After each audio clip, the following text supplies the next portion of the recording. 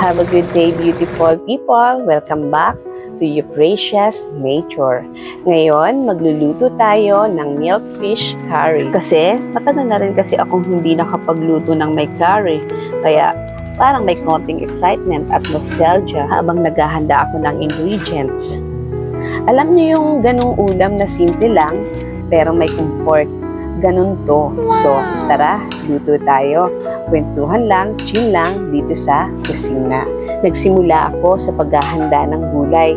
Hinugasan ko ang mustasa at pinutol ko sa gitna para mas madaling kainin mamaya. Yung siling haba naman, hinugasan ko na rin yan. Ang carrots, binalatan ko na rin at hinugasan. Pagkatapos, hiniwa.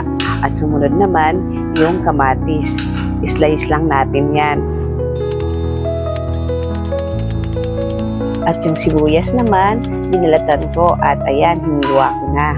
At yung bawang naman, binalatan ko pagkatapos ginadgad ko para lumabas yung aroma niya habang ginigisa. And here's my little twist. Usually, patatas ang nilalagay ko sa curry.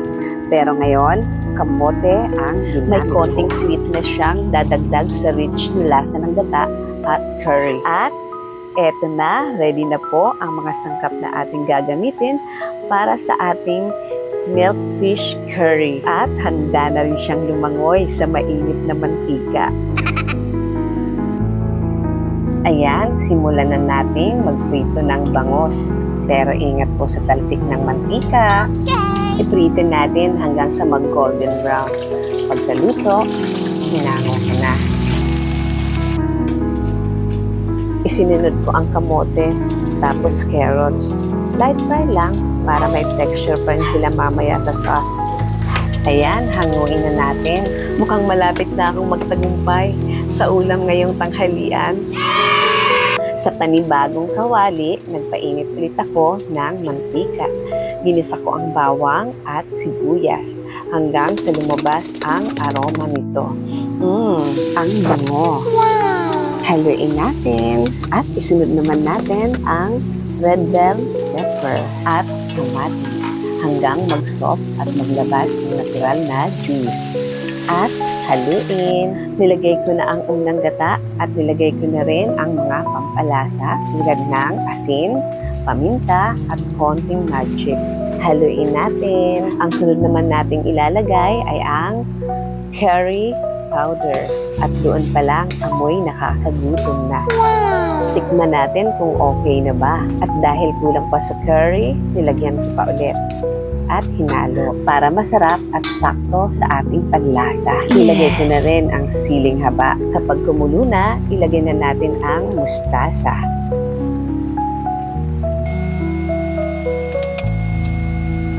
Sunod naman ay ang piniritong bangos. Ayusin lang natin ang pagkalagay para hindi lang masarap kundi maganda pa. Ilagay na rin natin ang carrots at kamote. At pagkaraan ng ilang minuto, inilagay ko naman ang kakang gata para mas creamy at mas rich ang sauce. Hintayin lang natin na mag-simmer hanggang maghalo-halo ang lasa. Ayan, nagsiswimming na siya sa sarap sa pinagsamang linamnam ng gata at curry powder.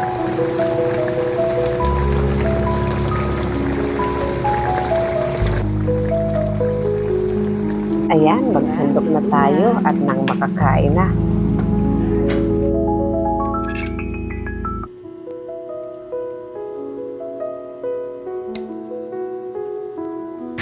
Kain po tayo. Fish curry na bangos. Sa unang subo ko pa lang, ramdam ko agad yung creamy ng gata at yung curry. Tapos may konting sweetness mula sa kamote. Simple, comforting, ulam na babalik-balikan mo.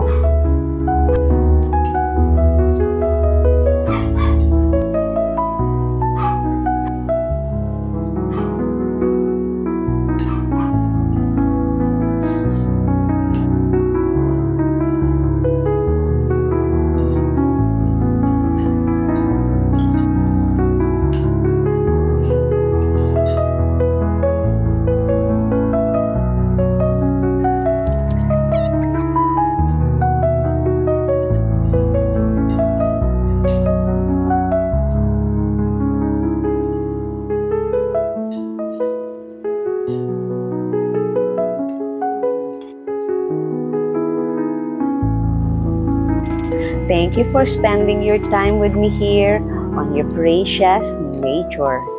Dito, hindi lang tayo nagluluto. Nagkukwento sa bawat sangkap.